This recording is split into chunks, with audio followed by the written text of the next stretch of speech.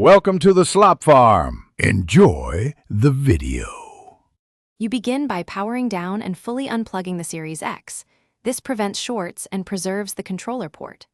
Once done, place the console on a soft anti-static mat and remove the bottom rubber foot with steady force using a flat pry tool. Next, unscrew the exposed torque screws while keeping them organized. This exposes the outer shell. You do this now because accessing the RB button assembly requires opening the case. Once the shell is open, you'll spread the clips evenly. Don't pry a single spot or you'll crack the plastic. Then identify the RB button assembly. It sits near the shoulder area of the controller board or the front faceplate depending on your repair path. If it's held by clips and a ribbon, lift the connector with a pick. If soldered, you'll need to desolder the pads carefully. You proceed slowly here because damage to the board or ribbon will complicate replacement. You now fit the new RB component, aligning tabs and seating any rubber domes.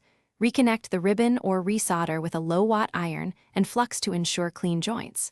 Once connected, lightly reassemble the shell and snug screws. Over-tightening warps plastic. Test the button with the console powered on before replacing the rubber foot. If it doesn't register, check ribbon orientation and cold solder joints, and apply a small amount of electronics contact cleaner. These quick checks fix most failures. Thanks for watching. Consider subscribing if we helped you today.